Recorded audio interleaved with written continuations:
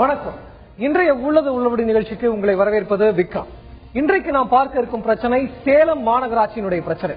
சேலம் மாநகராட்சி 1994ஆம் ஆண்டு மாநகராட்சியாக தரம் உயர்த்தப்பட்டிருக்கிறது. இந்த மாநகராட்சியில் மொத்தம் 4 மண்டலங்கள் இருக்கிறது. இந்த 4 மண்டலங்களும் சேர்த்து மொத்தம் 60 வார்டுகள் உள்ளன. இந்த 60 வார்டுகள்ல 39 வார்டுகள்ல மாநகராட்சி தான் நேரடியாக துப்புரவு பணியை செய்து வருகிறது. இதுல 21 வார்டுகள்ல மட்டும் தனியார் நிறுவனங்களுக்கு மூலமாக துப்புரவு பணி செய்யப்பட்டு வருகிறது. தனியார் கான்ட்ராக்டர்கள் துப்புரவு பணியாளர்களை நியமித்து இந்த பணிகளை செய்து வருகிறார்கள். இந்த கான்ட்ராக்டர்களுக்கு கீழே மட்டும் 680 துப்புரவு பணியாளர்கள் இருக்காங்க. இந்த 680 துப்புரவு பணியாளர்களுக்கு பல்வேறு விதமான பிரச்சனைகள் இருக்கிறது. அவங்களுக்கு பணி நிரந்தரம் கிடையாது, அவங்களுக்கு சரியான முறையில தினக்கூலி கிடையாது, தினக்கூலி வேண்டாம், எங்களுக்கு மாத ஊதியமாக 15,000 வேண்டும் போன்ற பல்வேறு கோரிக்கைகளை அந்த துப்புரவு பணியாளர்கள் வைக்கிறார்கள். இன்னும் மிக மிக முக்கியமான பிரச்சனை என்னவென்று கேட்டால், இந்த கோரிக்கைகளை வலியுறுத்தி அவர்கள் மேற்கொண்டிருக்கக்கூடிய இந்த போராட்டமானது, அவர்கள் 3 நாட்களாக வேலைநிறுத்த போராட்டத்தில் ஈடுபட்டிருக்கிறார்கள். இந்த போராட்டத்தின் காரணமாக சேலம் மாநகராட்சியில் இருக்கக்கூடிய 21 வார்டுகளில் குப்பைகள் அள்ளப்படாமல் இருப்பதால் சுமார் 500 மெட்ரிக் டன் அளவிற்கு குப்பைகள் மிகப்பெரிய மழை போல காட்சியளிக்கிறது. இதனால் சேலம் மாநகராட்சியில் துப்புரவு பிரச்சனை ஏற்பட்டிருக்கிறது, சுகாதார சீர்கேடு ஏற்படக்கூடிய அபாயம் இருக்கிறது, தொற்று நோய் பரவும் வாய்ப்பு இருக்கிறது. இந்த பிரச்சனை பற்றிய ஒரு சிறிய செய்தி தொகுப்பு உங்கள் பார்வைக்கு முதலில்.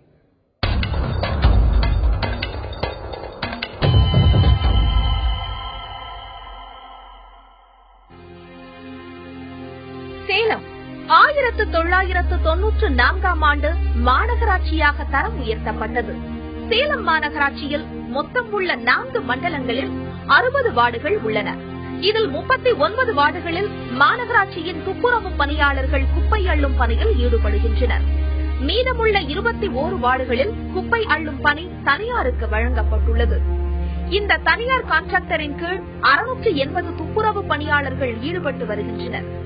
இந்த துப்புரவு பணியாளர்கள் பணிச்சுமை அதிகமாக இருப்பதால் தாங்கள் பணிபுரியும் வார்டுகளில் ஊழியர்களின் எண்ணிக்கையை 1000ஆக உயர்த்த வேண்டும். தினக்கூலி அடிப்படையில் பணியாற்றும் தங்களுக்கு மாதம் குறைந்தபட்ச ஊதியமாக 15,000 ரூபாய் வழங்க வேண்டும். சட்டவிரோதமாக தனியார் துப்புரவு பணி கான்ட்ராக்டை ரத்து செய்து நேரடியாக சேலம் மாநகராட்சியே துப்புரவு பணிகளை மேற்கொள்ள வேண்டும். தினக்கூலி தொழிலாளர்களின் வருங்கால வைப்பு நிதி தொகையை சேலம் மாநகராட்சி 2012 நவம்பர் 1 முதல் 2014 ஆகஸ்ட் வரை வருங்கால வைப்பு நிதி கணக்கில் வரவு வைத்து ரசீது வழங்க வேண்டும். தினக்கூலி துப்புரவு ஊழியர்களுக்கு சட்டப்பூர்வ அனைத்து விடுப்புகளையும் சம்பளத்துடன் வழங்க வேண்டும் போன்ற கோரிக்கைகளை வலியுறுத்தி தங்களின் பணிகளை புறக்கணித்துவிட்டு சேலம் நாட்டாண்மை கழக கட்டிடம் அருகே தர்ணா போராட்டத்தில் ஈடுபட்டனர். இந்த தொழிலாளர்களின் போராட்டம் காரணமாக மாநகராட்சியின் 21 வார்டுகளில் 300 டன்னுக்கும் மேலாக குப்பை அள்ளப்படாமல் மலை போல் குவிந்து கிடக்கிறது. இதனால் கடுமையான சுகாதார சீர்கேடு ஏற்படும் சூழல் உருவாகியுள்ளது. பிரச்சனையை முடிவுக்கு கொண்டுவர நடந்த பேச்சுவார்த்தை தோல்வியில் முடிவடைந்ததால் ஸ்ட்ரைக் நீடிக்கிறது. இந்நிலை நீடித்தால் சேலம் மாநகராட்சியில் உள்ள 21 வார்டுகளிலும் குவியும் குப்பைகளின் அளவு அதிகரிப்பதோடு சுகாதார சீர்கேடு ஏற்பட்டு தொற்று நோய் பரவும் அபாயம் உள்ளது. துப்புரவு பணியாளர்களின் கோரிக்கைகள் ஏற்கப்படாததற்கு காரணம் என்ன? தனியார் கான்ட்ராக்டை மாநகராட்சி ரத்து செய்யுமா? இந்த துப்புரவு பணியாளர்களுடைய பிரச்சனைகளுக்கு தீர்வுதான் என்ன? இது பற்றிய ஒரு சிறிய புள்ளி விவரத்தை பார்க்கலாம்.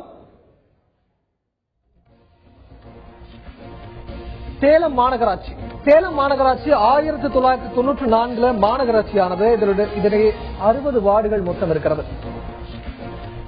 இதில் 4 மண்டலங்கள் இருக்கின்றன. சூரமங்கலம், ஹஸ்தம்பட்டி, அம்மாப்பேட்டை, கொண்டலாம்பட்டி போன்ற 4 மண்டலங்கள் சேலம் மாநகராட்சியில் இருக்கின்றன. இதில் 60 வார்டுகள்ல மொத்தம் இருக்கக்கூடிய 39 வார்டுகளில் மாநகராட்சியே நேரடியாக குப்பைகளை அள்ளுகிறது. 21 வார்டுகள்ல கான்ட்ராக்டர்கள் மூலமாக இந்த குப்பைகள் அள்ளப்படுகிறது. இந்த கான்ட்ராக்டர்களுக்கு கீழே தான் 680 துப்புரவு பணியாளர்கள் இருக்கிறாங்க. இவங்களுடைய முக்கியமான பிரச்சனை, இவங்க எல்லாமே தற்காலிக துப்புரவு பணியாளர்கள். பணி நிரந்தரம் என்பது கிடையாது.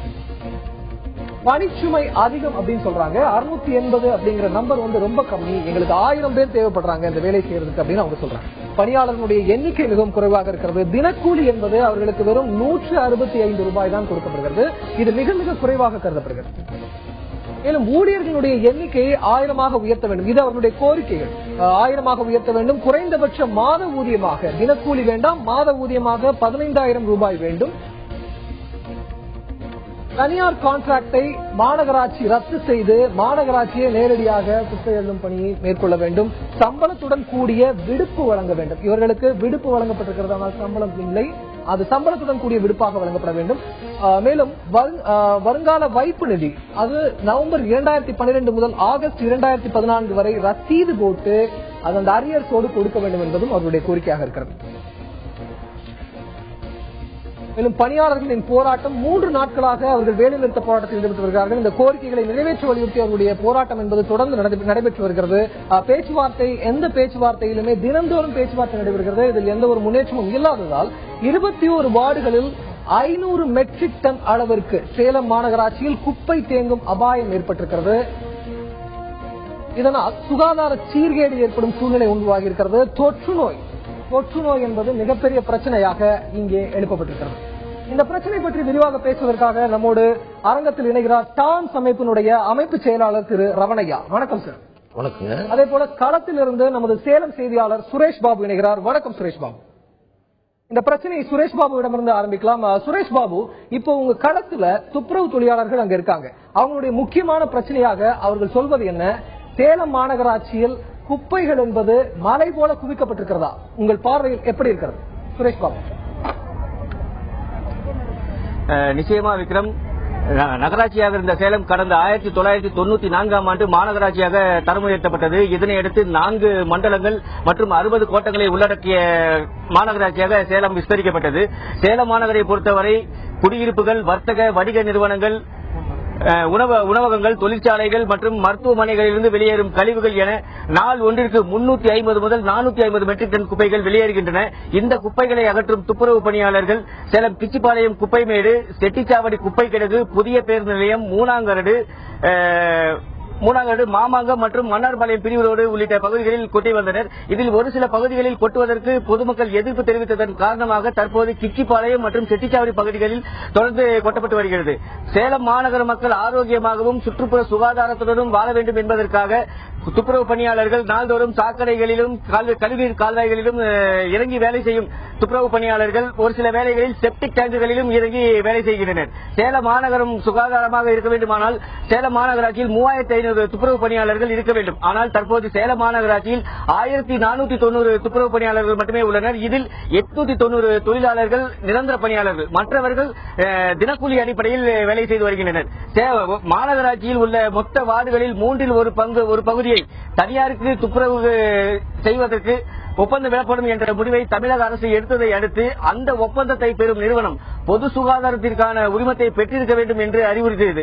அதன் அடிப்படையில் கடந்த 2007ஆம் ஆண்டு முதல் 2009ஆம் ஆண்டு வரை ஹைதராபாத்தை சேர்ந்த ஸ்வச்சதா கார்பரேஷன் என்ற நிறுவனத்திற்கு சேலம் மாநகராட்சியில் மொத்தமுள்ள 60 கோட்டங்களில் 3 ஒரு பகுதியான 21 கோட்டங்களை அந்த நிறுவனத்திற்கு குப்பைகளை அல்ல ஒப்பந்தம் விடப்பட்டது. இந்த நிறுவனத்தின் ஒப்பந்த காலம் முடிவடைந்த பிறகு கடந்த 2010ஆம் ஆண்டு பெங்களூருவை சேர்ந்த எஸ்ஆர்பி என்ற நிறுவனத்திற்கு ஒப்பந்தம் விடப்பட்டது.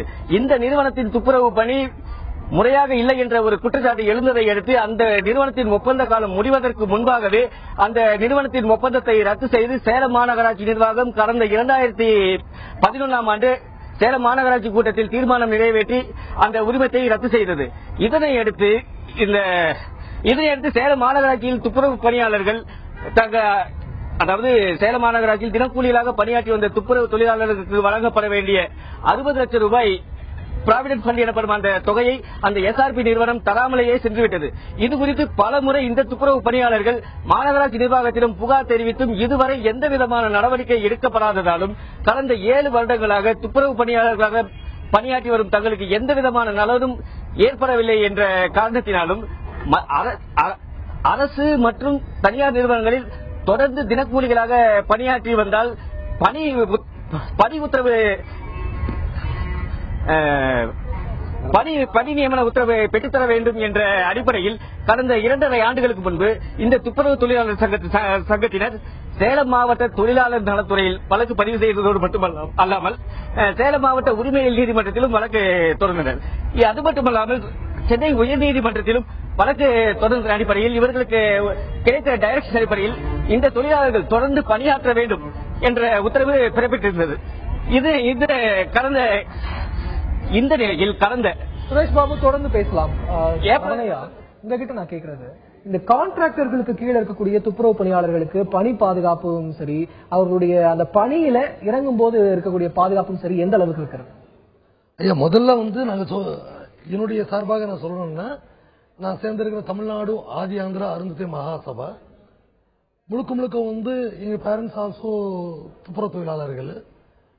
அதுல பாத்தீங்கன்னா உங்களுக்கு பாதுகாப்புன்றதோட இப்போ உங்க செய்தியாளர்கள் சொன்ன மாதிரி ஆக்சுவலா முதல் டாக்டர் நாங்க தான். ஒரு மெழுகுவத்தி போல எங்களுடைய துப்புரவு தொழிலாளர். மெழுகுவத்தி மற்றவங்களுக்கு வெளிச்சம் கொடுத்துட்டு நாங்க அந்த மெழுகுவத்தி எப்படி கரையுமோ அந்த மாதிரி எங்களுடைய தொழில். இன்னொருத்தருக்காக அங்க வாழக்கூடியவங்க. ஆனா இன்னைக்கு இப்போ 4 நாளா 3 நாளா ஸ்ட்ரைக் ஆயிடுச்சுன்னா நீங்க சொல்றீங்க எத்தனை மெட்ரிக் டன் குப்பை சேர்ந்திருக்கு, அதனால எவ்வளவு சுகாதார கேடு அப்படின்றது கூட சொல்லிருக்கீங்க. ஆனா பெரும்பாலும் அரசாங்கம் இந்த தொழிலாளர்கள் பற்றி இதுவே பண்ண மாட்டேன்றாங்க. கான்ட்ராக்ட்ன்றது எது கான்ட்ராக்ட் கொடுத்திருக்காங்கன்னா, ஒரு ஜியோ ஒன்னு போட்டாங்க, அரசாங்கமே போட்டாங்க, அவுட் சோர்ஸ் ஒரு ஜியோ. அந்த ஜியோல என்ன சொல்லியிருக்காங்க, யார் யாரு அந்த அவுட் சோர்ஸ்னா முழுக்க முழுக்க இந்த துப்புரவு தொழில் செய்யக்கூடியவங்க பெரும்பாலானவர் தாழ்த்தப்பட்ட சமுதாயத்தை சேர்ந்தவங்க. அப்புறம் வாட்ச்மேன் கேடர், வாட்ச்மேன், தோட்டக்காரர், கார்டனர், அப்புறம் பாத்தீங்கன்னா துப்புரவு தொழிலாளர், ஸ்வீப்பர், ஸ்கேவஞ்சர்ஸ், வாட்ச்மேன், கார்டனர், இந்த 4 வகையான கிளாஸ் 4 எம்ப்ளாயிஸ் அவுட் சோர்ஸ்ல எடுக்கலாம்ன்றது ஒரு சட்டம் போட்டிருக்காங்க, அதாவது ஜிஓ போட்டிருக்காங்க. ஆனா உண்மையாலுமே இந்த தலித் மக்களுக்கு அரசாங்கம் அவங்களுடைய முன்னேற்றத்துக்காக செய்யக்கூடிய இதை விட்டுட்டு இவங்க எப்படி எல்லாம் இது பண்ணணும். ஏன்னா அந்த கான்ட்ராக்ட் பேசிஸ்ல போனீங்கன்னா அவங்களுக்கு ஒன்றும் பணி நிரந்தரம் கிடையாது சார். இன்னைக்கு வேலைக்கு போனா கூலி உண்டு. நான் 2 நாள் இவங்க வரலன்னா அந்த மேஸ்திரிக்கோ அந்த சூப்பர்வைசருக்கோ பிடிக்கலன்னா இல்ல போமா, வேலை இல்ல போமா, வீட்டுக்கு போங்க அப்படின்வாங்க. அதுக்கப்புறம் இவங்களும் உடல் இதுக்காக ஒரு எந்த விதமான செக்யூரிட்டியும் கிடையாது. இந்த விதத்துல இவங்க ஒவ்வொரு இது பண்ணிருக்காங்க. நீங்க சொல்லும் போது சேலம் மாநகராட்சியில 160 ரூபாய்க்கு வேலை செய்யறாங்க ஒரு நாளைக்கு. ஆனா சென்னை மாநகராட்சி பொறுத்த அளவுக்கு பாத்தீங்கன்னா சென்னை கலெக்டரேட் ஜிஓ பிரகாரம் மினிமம் வேஜஸ் ஒரு நாளைக்கு ஸ்வீப்பரா இருந்தாலும் சரி, ஸ்கேவஞ்சரா இருந்தாலும் சரி 278 ரூபாய் அவங்களுக்கு ஊதியமா கொடுக்கணும், மினிமம் வேஜஸ். ஆனா ஒரு சேலத்துல மட்டும் கான்ட்ராக்ட் கிடையாதுங்க. நம்மளுடைய தமிழக தலைநகரமான சென்னையில கூட கான்ட்ராக்ட்ல கொடுத்திருக்காங்க. அதுவும் தொழிற்சங்கங்கள் போராடிட்டு இருக்காங்க. தயவு செய்து என்னுடைய வேண்டுகோள் என்ன, இவங்களுக்கு இருக்கிற வேலை செய்யக்கூடியவங்களுக்கு உண்மையாவே பர்மனெண்ட் பண்ணணும், அவங்களுடைய பேசிக் ரைட்ஸ் அவங்களுக்கு தரணும். இதுல முழுக்க முழுக்க யாருக்காக நம்ம நாடு தாழ்த்தப்பட்டவங்களுக்கு இத்தனை கோடி ஒதுக்குறோம், அதுக்கும் கோடி ஒதுக்குறோன்றதோட அந்த வேலை செய்யணும், வேலை பாதுகாப்பு தரணும். அதே நேரத்தில் அவங்களுக்கு அந்த வேஜஸ் கரெக்டா கொடுக்கணும். இது இவங்களுக்கு அப்படியே பர்மனெண்ட் பண்ணிட்டாங்க, பர்மனெண்ட் எம்ப்ளாயிஸா வச்சுக்கிட்டு மற்ற தேவைப்படும் போது த்ரூ எம்ப்ளாய்மெண்ட்ல கால் ஃபார் பண்ணி எம்ப்ளாய்மெண்ட் மூலமா இவங்க எடுக்கலாம். இதுக்கு முந்தைய இதுல எம்ப்ளாய்மெண்ட்ல இருந்தா எடுத்துட்டு இருந்தாங்க. ஆனா இப்போ அது கிடையாது. களத்தில் இருக்கக்கூடிய செய்தியாளர் சுரேஷ் பாபு, இப்போ உங்களோட இருக்கக்கூடிய துப்புரவு தொழிலாளர்கள் நேரடியாக தங்களுடைய பிரச்சனைகளை பேச முன் வருவார்களா? அவர்களிடம் பேச சொல்லுங்க சுரேஷ் பாபு. நிச்சயமாக விக்ரம், சேலம் மாநகராட்சியில் பணியாற்றி வரும், ஒப்பந்த அடிப்படையில் பணியாற்றி வரும் தினக்கூலி தொழிலாளர்களின் பிரச்சனை நீதிமன்றத்தில் நிலுவையில் உள்ள நிலையில் சேலம் மாநகராட்சி நிர்வாகம் கடந்த ஏப்ரல் 16ஆம் தேதி சேலம் மாநகராட்சியில் உள்ள அந்த 21 கோட்டங்களில் குப்பைகளை அள்ளும் பணிக்கு சேலத்தை சேர்ந்த ஸ்ரீனிவாசா வேஸ்ட் மேனேஜ்மெண்ட் என்ற நிறுவனத்திற்கு ஒப்பந்தத்திற்கு விடப்பட்டது. இது தங்களது உயிருடன் விளையாடும் வேலை என்று தொழிற்சங்க அமைப்பினர் தரப்பில் குற்றம் சாட்டப்பட்டுள்ளது. தற்போது இது தொடர்பாக நடத்தப்பட்ட பல்வேறு கட்ட பேச்சுவார்த்தையில் எந்த ஒரு முடிவும் எட்டாததால் தினக்கூலி துப்புரவு பணியாளர்களின் வேலைநிறுத்த போராட்டம் தற்போது 3வது நாளை எட்டியுள்ளது. இதுகுறித்து நம்மிடையே பேச சேலம் மாநகர் மாவட்ட உள்ளாட்சித்துறை ஊழியர் சங்கத்தின் பொதுச் செயலாளர் மணி இருக்கார். அவர்கிட்ட கேட்போம். சார், இப்ப உங்களுடைய முக்கியமான கோரிக்கைகள் என்ன? இது பேச்சுவார்த்தை தொடர்பாக அதிகாரிகள் தரப்புல உங்ககிட்ட என்ன சொல்லப்பட்டிருக்காங்க? சேலம் மாநகராட்சியில பணியாற்றக்கூடிய கிட்டத்தட்ட 680 தினக்கூலி துப்புரவு பணியாளர்கள் கடந்த 7 வருடமாக 2007 முதல் 2014 வரை தொடர்ச்சியாக பணியாற்றி வருகிறார்கள். கடந்த 2012 நவம்பர் 1ஆம் தேதியிலிருந்து பிறகு 2014 வரைக்கும் 600 பணி நாட்கள் நேரடியாக மாநகராட்சியின் கட்டுப்பாட்டில் வேலை செய்திருக்கிறார்கள். இந்த தொழிலாளிகளுடைய அடிப்படையான நீண்டகால கோரிக்கைனா 1500 காலி பணியிடம் சேலம் மாநகராட்சியில் இருக்கு. இந்த காலியா இருக்கிற பணியிடங்கள் வந்து அரசு விதிப்படி அரசாணை 224 பணி விதிகள், இந்த பணி விதிகள் படி மாநகராட்சி நிர்வாகம் நிரந்தரப்படுத்தி இருக்கணும். இப்ப தினக்கூலி பணியாளர்களாக இருக்கிற 680 பேரை இப்பொழுது 21 டிவிஷன்ல காலியா இருக்கிற இடங்கள் தான் இவங்க வேலை செய்துட்டு இருக்காங்க. ஏற்கனவே அரசால் தோற்றுவிக்கப்பட்ட இந்த பணியிடங்கள்ல 7 ஆண்டுகளாக தொடர்ந்து வேலை செய்யக்கூடிய தொழிலாளிகளை பணி நிரந்தரம் செய்திருக்க வேண்டிய அரசு இதுவரை செய்யப்படல. இந்த கோரிக்கை சம்பந்தமாக தொடர்ந்து நீண்ட காலமாக நாங்க வந்து கோரிக்கை வைத்து போராடிட்டு வரோம். எந்த விதமான பலனும் ஏற்படல. அதே போல வந்து துப்புரவு பணியாளர்களுக்கு வந்து கொத்தடிமை கூலி பேனர்டு லேபர் பிராக்டிஸ் வந்து இன்றைக்கு சேலம் மாநகராட்சி நிர்வாகம் உள்ளாட்சி அமைப்பே செய்யறது வந்து சட்டத்துக்கு விரோதமானது, நீதிக்கு விரோதமானது, அரசியல் சட்டத்துக்கு விரோதமானது. குறிப்பா 160 ரூபாய் சம்பளம் கொடுக்க சொல்லி கான்ஸ்டிடியூஷன் இல்ல. ஆனா இன்னைக்கு பார்த்தா 160 ரூபாய் சம்பளம் கான்ட்ராக்டுக்காரங்களை வச்சுக்கிட்டு மார்க்கெட் ரேட் இது நீங்க வாங்கிக்கீங்கன்னு சொல்லிட்டு குறைந்தபட்ச கூலி சட்டம் 1948 மத்திய அரசால் இயற்றப்பட்ட மாநில அரசால் விதிமுறைகளுக்கு உட்பட்ட சட்டப்படி வழங்க வேண்டிய சம்பளம் கூட வழங்கப்படல. அத்த கூலி சம்பளத்தை வழங்குவது வந்து மாநகராட்சி துப்புரவு நீண்ட காலமாக ஏற்றுக்கொள்ளல. அதே போல இன்னைக்கு மாநகராட்சியில் வேலை செய்யக்கூடிய தினக்கூலி தொழிலாளிக்கு ஒரு சிட்டால் வேலைக்கு கொடுக்கிற சம்பளம் கூட கிடையாது. அதாவது சிட்டால் வேலைக்கு இல்லாத சம்பளம் கூட இன்றைய தினம் இருந்துகிட்டு இருக்குது. மாதம் ஒன்றுக்கு 15,000 ரூபாய் அந்த தொழிலாளிகளுக்கு குறைந்தபட்ச கூலி சட்டத்தின்படியும் குறைந்தபட்ச கூலியாக நிர்ணயித்து வழங்க வேண்டும் என்பது மாநகராட்சியில் இருக்கக்கூடிய தினக்கூலி தொழிலாளர் நீண்டகால கோரிக்கை.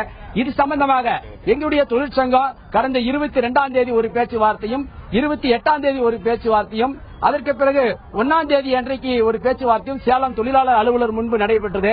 கேட்கிற போதெல்லாம் தமிழ்நாடு அரசு உத்தரவு போட்டா நாங்க செய்ய தயார்னு அதிகாரிகள் மட்டத்தில் சொல்றாங்க.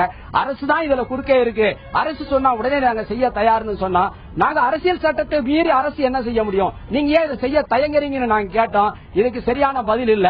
அதற்கு பிறகு 2ஆம் தேதி ஒரு அமைதி பேச்சுவார்த்தைன்னு சொல்லிட்டு நகராட்சியுடைய ஆணையர் பொறுப்பு அசோகங்கிறவர் நடத்தினாரு. அதை நடத்துகிற போது துப்புரவு பணியாளர்களுடைய ஊதியம் சம்பந்தமாக தினசரி ஒரு 500 ரூபாய் சம்பளம் கொடுங்க, சாப்பாட்டுக்கே வழி இல்லாம 150 ரூபாய் வச்சுட்டு படிக்க வைக்க முடியல, குழந்தைகளை காப்பாற்ற முடியல, அவர்களுக்கு கல்வி செலவுகள் செய்ய வீட்டு வாடகை கொடுக்க முடியல, அவர்களுடைய துணிமணி செலவுகளுக்கு கூட வழி இல்லாம இருக்கு, ஒரு 500 ரூபாய் கூலி கொடுங்கன்னு கேட்டோம். அது அவர் வந்து நான் அமைதி பேச்சுவார்த்தை மட்டும்தான் நடத்துறேன், நான் வந்து தொழிலாளிகள் கோரிக்கை நிறைவேற்றுவதற்கான அதிகாரம் எங்கிட்ட இல்ல, இதெல்லாம் அரசு தான் செய்யணும், அவர் கை கழுவிட்டாரு. அன்றைய தினம் மாநகராட்சி ஆணையர் சென்னை போயிருந்தாரு. இன்றைய தினம் இன்றைக்கு கிட்டத்தட்ட துப்புரவு பணியாளர்களுடைய 680 மனுக்கள் தனித்தனி மனுக்கள் கொடுக்கப்பட்டு அதனுடைய நினைவூட்டு கடிதமாக இன்றைய தினம் மீண்டும் சேலம் மாநகராட்சி ஆணையாளர் சென்னையிலிருந்து சேலம் வந்ததனால் நேர்ல சந்திச்சு பேசுறோம்.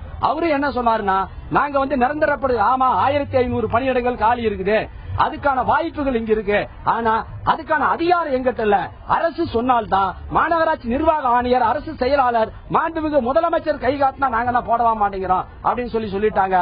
அதே மாதிரி சம்பளத்தை சொல்லுகிற போது குறைந்தபட்ச ஊதியம் ஒரு நாளைக்கு 500 ரூபாய் கொடுங்கன்னு சொன்னதுக்கு சட்டப்படி சம்பளத்தை நாங்க கொடுக்கறதுக்கு முயற்சி பண்ணுவோம். இது சம்பந்தமா 4 பேர் கொண்ட ஒரு கமிட்டியை நாங்க கூட்டியிருக்கேன். அந்த கமிட்டியில பண்ணி சொல்றேன்னு சொன்னாங்க. ஆனா நாங்க அதை ஏற்றுக்கொள்ளல. நீங்க வந்து குறைந்தபட்ச ஊதிய சட்டம் 1948 மத்திய அரசால் இயற்றப்பட்ட சட்டம், மாநில அரசாங்கம் அங்கீகரிக்கப்பட்ட இந்த சட்டப்படி ஒரு நாளைக்கு 500 ரூபாய் கூலி கொடுக்கணும். சட்டத்தை மீறி வந்து எந்த இதையும் செய்ய முடியாது. ஆகவே நீங்க சட்டப்படியான கூலிய ஒரு நாளைக்கு 500 ரூபாய் கொடுங்கன்னு சொல்லி மாநகராட்சி ஆணையரை இன்றைய தினம் காலையில வலியுறுத்தினோம். அதற்கு ஆணையர் நான் 4 பேர் கொண்ட கமிட்டியை அமைத்து அது சம்பந்தமாக பரிசீலித்துட்டு சொல்றேன்னு சொல்லியிருக்காரு. நாளைய தினம் சேலம் தொழிலாளர் அலுவலகத்தில் காலை 11 மணிக்கு மீண்டும் ஒரு பேச்சுவார்த்தை போடப்பட்டிருக்கு. இந்த 3 நாள் வேலை நிறுத்த போராட்டம் துப்புரவு தொழிலாளிகளுடைய ஜீவாதார வாழ்க்கை சம்பந்தமான, துப்புரவு தொழிலாளி அடிமட்டத்தில் இருக்கக்கூடிய வாழ்க்கையின் கடைசி கோடியில முள்ளு முனை மாற்றம் கூட இன்றைக்கு வாழ்க்கையில் ஏற்படாத அடிமட்டத்தில் இருக்கக்கூடிய தொழிலாளிகளுடைய ஜீவாதார வாழ்க்கையை பாதுகாக்க வேண்டும் என்று நடைபெறுகிற போராட்டம். ஆனா அந்த போராட்டத்தில் சம்பந்தமாக சுமூக தீர்வு காணுவதற்கு பதிலாக 4 பேர் வச்சு வெளியிலிருந்து 4 பேர் கூட்டிட்டு வந்து குப்பை அள்ளிட்டதாக வந்து இன்றைக்கு அவங்க மெயின் ரோடுல மட்டும் 4 இடத்துல குப்பை அள்ளி ஏமாத்திட்டு இருக்காங்க. அம்மா இப்ப சொல்லுங்க, உங்களுக்கு கொடுக்கப்படுற சம்பளம் வந்து போதுமானதா இருக்கா? எவ்வளவு பிரச்சனைகளை வந்து நீங்க அனுபவிச்சுட்டு இருக்கீங்க? ரொம்ப கஷ்டமா இருக்குங்க சார். 160 ரூபாய் சம்பளம் எங்களுக்கு கட்டுப்படி ஆகுங்க சார். எங்க பிள்ளைங்களை படிக்க வச்சுக்கிட்டு குடும்ப கஷ்டம் விக்கிற விலைவாசிக்கு எங்களால அது ஒண்ணும் கட்டுப்பட முடியுங்க சார். அதனால குறைந்தபட்சம் எங்களுக்கு ஒரு டெய்லியும் ஒரு 500 ரூபாய் சம்பளம் போட்டு குறைந்தபட்சம் மாசம் 15,000 எங்களுக்கு சம்பளம் கொடுக்குமான்னு கேட்கணும் சார். இப்ப நீங்க எவ்வளவு வாங்கிட்டு இருக்கீங்க? 160 ரூபாய் வாங்கிட்டு இருக்கிறோங்க சார். அது மாசத்துக்கு 4,500 ரூபாய் வருதுங்க சார். அது எங்களுக்கு ஒன்னும் குடும்பத்துக்கு கட்டுப்படி ஆகுதுங்க சார். எங்களுக்கு இந்த 160 ரூபாய் சம்பளத்துல வந்துட்டு என்ன மாதிரியான பிரச்சனைகள் எல்லாம் நீங்க அனுபவிச்சுட்டு இருக்கீங்க? 160 ரூபாய் சம்பளத்துல ரொம்பவும் குடும்பத்துல எதுக்கு ஆசிரியர் செலவில் இருந்து ஸ்கூல் படிப்பில் இருந்து எதுக்குமே அது பயன்படுத்தலைங்க சார். எப்படிங்க சார் 160 ரூபாய்? டீ இன்னைக்கு 8 ரூபாய்ங்க சார். டீ இன்னைக்கு அரிசி 40 ரூபா 50 ரூபாங்க சார் ஒரு கிலோ. எப்படிங்க சார் அது பத்தும்?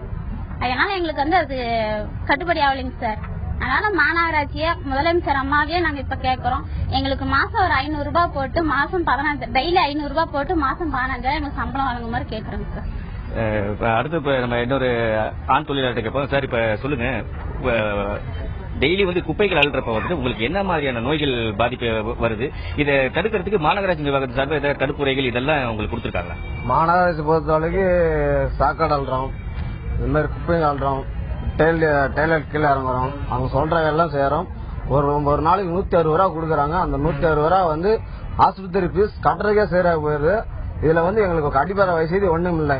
இப்ப ஏற்கனவே 2 பேர் வண்டியில் வந்து கால் அடிபட்டாங்க, அவங்களுக்கும் ஒரு சாதாரணம் இல்ல. லேடிஸும் அடிபட்டுக்கிறாங்க, ஆண்களும் அடிபட்டுக்கிறாங்க, எங்களுக்கும் எதுவும் பாதிப்பும் இல்ல. அவங்களும் எதுவும் கண்டுக்க மாட்டேங்கிறாங்க. போன் பண்ணா வராங்கிறாங்க, எதுவும் கண்டுக்கிறது இல்ல. அதனால 160 ரூபா கட்டுப்படி ஆகுது. மாநகராட்சி ஒரு நாளைக்கு 500 ரூபா, 4 நாள் வார லீவு, இதெல்லாம் நாங்க கேட்கறோம். இப்படிக்கு முதல்வர் அம்மா அவர்கள் கேட்டுக்கொண்டோம். இப்போ குப்பைகள் அள்ளுறதுக்காக வந்து மாநகராட்சி நிர்வாகத்தின் சார்பில் அல்லது தனியார் நிறுவனத்தில் இப்ப நீங்க வேலை செஞ்சுட்டு இருக்கீங்க. அந்த நிறுவனம் உங்களுக்கு குப்பை அள்ளுறதுக்கு இந்த கை உரைகள், கால் உரைகள், உயிர் காக்கும் கவசங்கள் இதெல்லாம் கொடுக்குறாங்களா? இல்ல மாசத்துக்கு ஒரு தடவை இல்ல 2 மாசத்துக்கு ஒரு தடவை உங்களுக்கு மருத்துவ முகாம்கள் நடத்தி உங்களுக்கு அந்த மருத்துவ சிகிச்சை எல்லாம் கொடுக்குறாங்களா? அதை பத்தி சொல்லுங்க. அதெல்லாம் எதுவும் தரதில்லைங்க.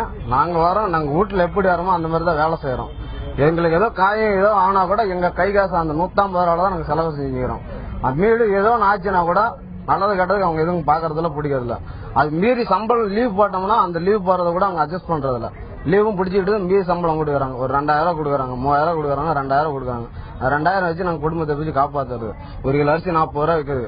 டீ சேலம்னா ஒரு டீ காலைல 8 ரூபா, நைட் 8 ரூபா. நாங்கெல்லாம் கட்டுப்படி ஆக மாட்டேங்குது. இப்படிக்கு நாங்களும் மாநகராட்சியில போராடி கேஸ் போட்டுறோம், எல்லாம் போராடி வந்திருக்கோம். இது வரைக்கும் நாங்க கண்டு போய் விழுகிறோம். மாநகராட்சியில் எதுவும் கண்டுக்க மாட்டேங்கிறாங்க. நாங்களும் முதல்வர்கிட்ட போலாம்னு முடிவு பண்றோம். மாநகராட்சி கமிஷனர் அவர்கள் மெட்ராஸ் போயிருன்னு சொன்னாங்க, இப்பதான் வந்திருக்காங்க. அவங்கள்ட்ட பேசுனதுக்கு நான் கமிட்டி போட்டுக்கிறேன், நான் கமிட்டி பேசி முடிஞ்சோன்னா பதில் சொல்றேன் அப்படிங்கிறாங்க. அப்ப நாங்க அடிப்படையா நாங்க வந்து சின்ன படம் மாதிரி கூலிக்கு போய் கொத்தடிப்பா எங்களை வச்சிருக்காங்க. இப்போ நிரந்தர பணியாளர்களுக்கும் சேலம் மாநகராட்சி வேலை செஞ்சுட்டு இருக்கிற நிரந்தர பணியாளர்களுக்கும் நீங்க பிரைவேட்ல வேலை செஞ்சுட்டு இருக்கீங்களா, உங்களுக்கு அவங்களுக்கு வேறுபாடுகள் என்ன? வேறுபாடுகள்னா நாங்க வந்து ஒரு டோசல்ல வந்து 40 பேர் வேலை செய்யறோம்னா அவங்க ஒரு டோசல்ல வந்து 30 பேர் வேலை செய்யறாங்க. அந்த சம்பளம் வந்து எடுத்து கொடுக்கற மாதிரி தான் 4 பேருக்கு கொடுக்கறாங்களோ இல்லையோ, எங்களோட வேலை வந்து அவங்க செய்ய போறது இல்ல.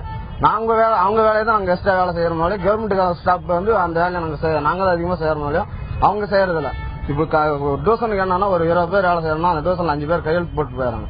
அந்த 15 பேர் வேலையை நாங்க செய்யறோம். இப்ப சேலம் மாநகராட்சியில வேலை செஞ்சுட்டு இருக்கிற நிரந்தர பணியாளர்களுக்கு எவ்வளவு சம்பளம் வழங்கப்படுது, உங்களுக்கு எவ்வளவு சம்பளம் கொடுத்துட்டு இருக்காங்க? இது உங்களுக்கு போதுமானதா இருக்கா? இது வந்து இப்ப எங்களுக்கு 160 ரூபா கொடுக்குறாங்க. SRP இருந்து பாஸ்கர்ல இருந்து 160 ரூபா கொடுத்துருக்காங்க. சம்பளம் கட்டுப்படி ஆகலாம். நாங்களும் போராடிட்டே இருக்கிறோம்.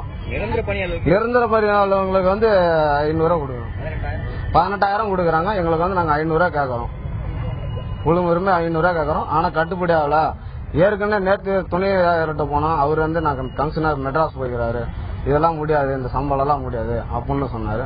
பதில கொடுத்துட்டு நாங்க பாட்டு வந்துட்டு அவங்களும் பதில் சொல்ல, கமிஷனர் வந்தா சொல்லுவார் அப்படின்னாரு. கரெக்டான பதில் அவரு எதுவும் சொல்ல. இன்னைக்கு கமிஷனர்கிட்ட போனா அவரு ரெண்டாவது ஒரே பேஜ சொல்றாரு, கமிட்டி போட்டு நாங்க சொல்றோம் அப்படின்னா. அவர் நினைச்சா எது வேணாலும் செய்யலாம். ஆனா அவர் நினைச்சா நான் கமிட்டி போட்டு ஒரே வார்த்தை நான் சொல்றேன் பெரியவர் சொல்லிட்டா நான் கம்முன்னு வந்துட்டோம். இப்படிக்கு நான் அம்மாட்ட நாங்க எதானாலும் தொடர்ந்து இப்படியே போராட்டோம்னா நாங்க நடுரோட்டில் நிக்கிற வரைக்கும் அம்மாட்ட நாங்க நேரடியா போற வழியில் இருக்கும். அதாவது விக்ரம், தொடர்ச்சியாக பணியாற்றி வரும் இவர்கள் வந்து நிரந்தர பணியாளர்களுக்கு என்ன சம்பளம் வழங்கப்படுகிறதோ அதே சம்பளத்தை தங்களுக்கும் வழங்க வேண்டும் என்ற ஒரே நோக்கத்துக்காக தான் தற்போது வரை தாங்கள் குப்பைகளில் இறங்கி பணியாற்றி வருவதாகவும் தங்களை நிரந்தரமாக்க வேண்டும் என்பதே இவர்களது முக்கிய பிரதான கோரிக்கையாக உள்ளது. விக்ரம், திரு ரமணையா, இப்ப அவர் சொன்ன மாதிரி அந்த துப்புரவு பணியாளர் ஒருவர் சொன்ன மாதிரி அவருக்கு எந்த ஒரு பாதுகாப்பு அம்சங்களுமே செய்து கொடுக்கப்படவில்லை. அதாவது அந்த ஏற்பாடுகள் ஃபெசிலிட்டி செஞ்சு கொடுக்கப்படி சார், மாஸ்க் கொடுக்கணும், கிளவுஸ் கொடுக்கணும், ஷூ கொடுக்கணும், எல்லாமே கொடுக்கணும். ஆனா கொடுக்கறது கிடையாது. இப்போ இவங்க மாநகராட்சியில கேட்டோம்னா கான்ட்ராக்டர் தான் தரணும் அப்படின்னுவாங்க. ஆனா மாநகராட்சி அவங்களும் கொடுக்கறது இல்ல. ஆனா ஒரு சில இடத்துல கொடுக்கறாங்க. சென்னை மாநகராட்சியில ஒரு கிளவுஸ் அது சம்திங் கொடுக்கறாங்க, ஒரு சில இடத்துல கொடுக்கறது இல்ல. அது வந்து கேட்கறதுக்கு நாது இல்லாம இருக்கிறதுனால யாருமே அது கொடுக்கறது இல்ல. இப்ப சார் உங்க செய்தியாளர் கேட்டிருக்கும் போது அந்த மருத்துவ பரிசோதனை ஏதாவது பண்றாங்க அப்படின்னா ஒண்ணுமே கிடையாது. ஏன்னா அட்லீஸ்ட் வந்து ஒரு பிரைவேட் கம்பெனில வாட்ச்மேனாவோ அல்லது ஒரு கிளாஸ் 4 எம்ப்ளாயி வேலை சேலம் மாநகராட்சிக்கும் தனியாருக்குமான டிஃபரன்ஸாக நம்ம இதை எதுல பார்க்கணும்? இல்ல அதான் மாநகராட்சிக்கும் ஒரு கவர்மெண்ட் எம்ப்ளாய்க்கும் தனியாருக்கும் வேறுபாடு சொல்றேங்க சார். ஒரு தனியார் கம்பெனில வேலை செய்யக்கூடிய கிளாஸ் 4 எம்ப்ளாய்க்கு இஎஸ்ஐ கார்டுன்னு சொல்லிட்டு தருவாங்க. அந்த இஎஸ்ஐ கார்டுனா அவங்க ஸ்பெஷலா வந்து இஎஸ்ஐ ஹாஸ்பிட்டல்ஸ்ல அவங்களுக்கு அந்த சென்டர் இருக்கும், அங்க போய் காமிக்கலாம். ஆனா இங்க உள்ளவங்களுக்கு அந்த மாதிரி எந்த விதமான சலுகையும் கிடையாது. இப்ப ஆல்சோ சென்னை மாநகராட்சி கூட சென்னை மாநகராட்சி இது இருக்கு, அது பேர் என்ன மருத்துவமனைகள் இருக்கு. பட் சென்னை மாநகராட்சியில துப்புரவு பணி செய்யக்கூடியவங்களுக்கு தனியாக அவங்களுக்கு ஒரு கார்டு கொடுக்கறது இல்ல. கொடுத்திருக்காங்க, அது மேஜர் ஆபரேஷன்ஸ் அதுக்கு மட்டும் கொடுத்திருக்காங்க, அதுல 100 ரூபாய் பிடிக்கிறாங்க. அதனால வந்து இவங்களுக்கு ஹெல்த் செக்அப் பண்றது இம்பார்ட்டன்ட். ஏன்னா மற்றவங்களை வாழ வைக்கிறதுக்கு இவங்க பயன்படுறாங்க. ஆனா இவங்களுடைய வாழ்க்கைய வந்து தீர்ந்து போயிடுது. அது கவனிக்கணும் அரசாங்கம். முதலமைச்சர் அவர்கள் வந்து எல்லா துறையிலையும் வந்து கவனம் செலுத்துறாங்க. ஆனா இந்த துப்புரவு தொழிலாளர்கள் மேல வந்து கருணை காட்டி, ஆனா யாருக்காக வந்து தாழ்த்தப்பட்ட மக்களை வந்து உயர்த்தணும், சமாதானத்தும் கொண்டு வரும், சோசியல் ஜஸ்டிஸ் வரணும் அப்படின்னு வரும்போது இவங்களுக்கு வந்து செய்யணுன்றது என்னுடைய பணிவான வேண்டுகோள். இன்னும் மேனுவல் ஸ்கேவஞ்சர்ஸ், கையாள மலமல்லக்கூடிய தொழிலாளர்கள், அந்த தொழிலாளர்கள் வந்து இல்லன்றது ஒரு பக்கம் அதிகாரிங்க சொல்றாங்க, இருக்குன்னு சொல்லிட்டு எங்க போன்ற சமூக ஆர்வலர்கள் வந்து நாங்க சொல்லிட்டு இருக்கிறோம். ஆனா கணக்கெடுப்புன்னு சொல்லிட்டு இப்ப சென்னை மாநகராட்சியில கூட வந்து ஒரு இது யார்டு கொடுத்தாங்க, 2 யார்டு கொடுத்தாங்க, 2 வார்டு கொடுத்தாங்க. அதுக்கப்புறம் வந்து கமிஷனர் டிசி வந்து எங்களுக்கு கூப்பிட்டு நம்மோடு மீண்டும் சமூக ஆர்வலர் திரு கீதா ராமகிருஷ்ணன் இணைகிறார். வணக்கம் திரு கீதா ராமகிருஷ்ணன். இந்த பிரச்சனை, அதாவது துப்புரவு தொழிலாளர்களுடைய பிரச்சனை, அவர்களுக்கான பணி நிரந்தரம், பணி பாதுகாப்பு, அவர்கள் செய்யக்கூடிய வேலைகள்ல இருக்கக்கூடிய பெசிலிட்டிஸ், அரசாங்கம் செய்து கொடுக்க வேண்டிய பெசிலிட்டிஸ், இதெல்லாம் சரியாக செய்து கொடுக்கப்படுகிறதா? உங்கள் பார்வை என்ன கீதா ராமகிருஷ்ணன்? துப்புரவு தொழிலும் இன்றைக்கு உலகமயமாதல் காரணத்தை சொல்லி அவர்கள் ஒப்பந்த முறையில அதை செயல்படுத்த நினைக்கிறார்கள். ஆனா நம்ம சென்னையை பொறுத்த வரைக்கும் நாம் பார்த்தோம், சுனாமி ஏற்பட்ட பொழுது எவ்வளவு பேர் கடற்கரையில இறந்திருந்தார்கள். அந்த இறந்த உடல்கள் எல்லாம் எடுப்பதற்கு கூட அந்த கான்ட்ராக்டர் வந்து தயாராக இல்லை. இந்த ஒப்பந்தக்காரர் ரெஃப்யூஸ் பண்ணிட்டாரு. அப்புறம் வந்து திருப்பி துப்புரவு தொழிலாளர்களை வைத்துத்தான் அவர்கள் வந்து அந்த சடலங்களை வந்து எடுத்து அவங்க அடக்கம் செய்தார்கள், நூற்றுக்கணக்கான சடலங்களை. அதை மறந்துவிட முடியாது. அதனால இன்றைக்கு கான்ட்ராக்டர் மூலமாக வேலை செய்தால் அது நல்லா இருக்கும் அப்படின்னு பேசுவது வந்து ஒரு அபத்தமான ஒரு வாதம் அது. அதனால இன்றைக்கு நிரந்தரமான ஊழியர்கள், அவர்கள் வந்து தாழ்த்தப்பட்ட சமூகத்தை சேர்ந்தவர்கள், பெரும்பான்மையினர் பெண்கள், அவங்க வந்து சின்சியரா வேலை செய்யறவங்க. இன்றைக்கு இந்த மாதிரி நடக்கக்கூடிய விஷயங்கள் என்ன நடக்குதுன்னா, இன்றைக்கு சிஐ என்று ஒருவர் இருப்பார், வந்து கன்சர்வன்சி இன்ஸ்பெக்டர். அவர் என்ன பண்ணுவார்னா, பல இடங்களில் நிறைய பாலியல் தொந்தரவுகள் தருவது என்பது ரொம்ப சாதாரணம். அதே போல நீ இந்த தெருவை பெருக்காத, அதுக்கு மேல எனக்கு கொஞ்சம் காசு கொடுத்துரு, நீ வெளியில போய் வேலை செய்ய, இப்படிப்பட்ட கரப்ஷன் சார்ஜஸ். இன்னொரு பக்கம் நாங்க தேசிய பெண்கள் ஆணையத்தை அழைத்து ஒரு பொது விசாரணை இந்த துப்புரவு தொழிலாளர்கள், குறிப்பாக தற்காலிகமாக இருக்கக்கூடியவர்கள், ஒப்பந்த முறையில் இருக்கக்கூடியவர்களுக்கு நடத்திய பொழுது தெளிவாக இந்த விஷயங்கள் வெளிவந்தன. அவர்கள் வந்து ஒடுக்கப்படுகிறார்கள், பாலியல் ரீதியாக துன்புறுத்தப்படுகிறார்கள், எல்லாவற்றுக்கும் மேலாக மிக குறைவான கூலி. அவர்களுக்கும் நிரந்தர தொழிலாளிக்கும் சம்பந்தமே இல்லை. அவங்க ஊதியத்துல நீங்க ஒப்பிடவே முடியாது. உண்மையில குறைந்தபட்ச ஊதியம் கூட தரப்படுவது இல்லை. அப்ப குறைந்தபட்ச ஊதியம் தரப்படுவது இல்லை என்று சொன்னால் அவர்கள் கொத்தடிமைதான் என்பதற்கு நீதிபதி பகவதி அவர்களுடைய 1982 உச்ச நீதிமன்றத்தினுடைய தீர்ப்பே இருக்கிறது. அந்த வகையில அவர்கள் கொத்தடிமைகளாகத்தான் நடத்தப்படுகிறார்கள். அது மட்டுமல்ல, ஒப்பந்த தொழிலாளர் சட்டம் என்று 1970 சட்டம் இருக்கிறது. அந்த சட்டத்திலேயே ஒரு நிபந்தனை என்ன என்று சொன்னால், ஒப்பந்த தொழிலாளிக்கும் நிரந்தர தொழிலாளிக்கும் சம ஊதியம் தரப்பட வேண்டும் என்பது அந்த சட்டத்தில் இருக்கக்கூடிய ஒரு நிபந்தனையாகும். அந்த டெண்டர் விடும் பொழுதே அது ஒரு நிபந்தனை. ஆனா அதை அதை கடைபிடிப்பது கிடையாது. இப்படி அவர்களை பாகுபாட்டுடன் நடத்தி அவர்களை கசக்கி பிழிந்து வேலை வாங்கி, ஏன் இன்றைக்கு முன்னால மேனுவல் ஸ்கேவெஞ்சிங் பத்தி பேசினாங்க. மேனுவல் ஸ்கேவெஞ்சர்ஸ் என்று பத்தி எங்கேயும் வெளியிலேயே தேட வேணாம். நம்ம துப்புரவு தொழிலாளர்கள், நகர துப்புரவு தொழிலாளர்களே மேனுவல் ஸ்கேவெஞ்சர்ஸ் தான். ஏன்னா இன்றைக்கு சாலையோரத்தில் அவர்கள் கழிப்பறைகள் இல்லாத பல இடங்கள்ல சாலையோரத்துல தான் மக்கள் கழிப்பறையா பயன்படுத்துறாங்க. அதே போல செத்த எலி, செத்த நாய், செத்த பூனை எதுவா இருந்தாலும் நம்ம ரொம்ப தைரியமா போய் இந்த மாதிரி ஒரு இடத்துல நம்ம போட்டுறோம், குப்பை தொட்டியில போடுறோம். அவங்க தான் அதை சுத்தப்படுத்துகின்ற ஒரு அவல நிலையில நம்ம பாக்குறோம். அதற்கான ஒரு தனியா ஒரு பாக்ஸ் கூட கிடையாது. இந்த மாதிரி இழிவான ஒரு வேலைகளை அவர்களிடம் வாங்கி கொண்டு அதே நேரத்துல அவங்களுக்கு தர வேண்டிய உரிமைகளை மறுக்கக்கூடிய நிலையில தான் நாம் இன்றைக்கு மாநகராட்சிகளை நம்ம பார்க்கிறோம். இது ஒப்பந்தக்காரர்கள்ட்ட என்ன இருக்கு, பெரிய ஏதோ ஒரு குறிப்பிட்ட லாரி அவங்க ஒரு வச்சிருக்காங்க. அது சிங்கப்பூர்ல இருக்கலாம், நியூயார்க்ல இருக்கலாம், அந்த மாதிரி லாரிகள். அதைத்தான் நாங்க சென்னை மாநகராட்சியில சொன்ன பொழுது அவர் ஏற்றுக்கொண்டார். போன மேயர் ஏற்றுக்கொண்டார். ஆமா, இந்த லாரிகள்லாம் நாங்களே வாங்க முடியும், நாங்களே கூட நடத்த முடியும், சுத்தமா நடத்த முடியும் என்பதை அவர் ஏற்றுக்கொண்டார். அப்படிப்பட்ட ஒரு நிலை நிச்சயமாக ஒவ்வொரு மாநகராட்சியும் நிச்சயமாக இந்த தொழிலாளர்களை நேரடியாக நாம் எடுத்து அவர்களுக்கான ஒரு முறையை கையாண்டு ஒரு நியாயமான ஊதியத்தை வழங்கி அவர்கள் இப்படிப்பட்ட வேலையை செய்வதற்கு மனமுவந்து ஒரு உண்மையாக வேலை செய்கிறார்களே அவர்களை நீங்க பாராட்டுகின்ற ஒரு காலகட்டம் நிச்சயமாக வரும் என்று நான் நம்புகிறேன். ஏன்னா இந்த நாடு முன்னேறணும்னு சொன்னா நிச்சயமாக இவர்கள் என்ன மாதிரி வேலைகள் அவங்க செய்யணும். நகராட்சி மாநகராட்சி முன்னேறணும்னா முக்கியமா இந்த கழிவுகளை பிரித்தாண்டு காய்கறி கழிவுகள் எல்லாம் கொண்டு சேலம் மாநகராட்சியிலும் இன்னும் பல மாநகராட்சிகளில துப்புரவு பணியாளர்கள் அனுபவிக்கக்கூடிய பிரச்சனைகள் என்ன, அதற்கான தீர்வுகள் என்ன பேசிக் கொண்டிருக்கிறோம். உள்ளதொள்ளபடிகள் சுரேஷ் பாபு உங்ககிட்ட மீண்டும் வருகிறேன். அங்க பணியாற்றக்கூடிய துப்புரவு பணியாளர்களை அவங்கள பேச சொல்லுங்க. அவங்க என்ன மாதிரியான வேலைகளை அவர்கள் செய்கிறார்கள், அவர்களுடைய ஒர்க் நேச்சர் என்பது எப்படி இருக்கிறது? சுரேஷ் பாபு. நிச்சயமாக விக்ரம், அதாவது நிரந்தர தினக்கூலிகளாக பணியாற்றி வரும் தங்களை நிரந்தர பணியாளர்களாக்க வேண்டும், காலி பணியிடங்களை நிரப்ப வேண்டும் என்ற இவர்களது பல்வேறு கோரிக்கைகளை வரித்து இவர்களது போராட்டம் 3வது நாளை எட்டியுள்ளது. தற்போது நம்மிடையே தொழிலாளர்கள் இருக்காங்க. அம்மா, நீங்க சொல்லுங்க, டெய்லி நீங்க என்ன மாதிரியான வேலைகளை செய்யறீங்க? இதனால உங்களுக்கு என்ன மாதிரியான பிரச்சனைகள் எல்லாம் ஏற்படுது? நாங்க சாக்கடையில வேலை செய்யறோங்க.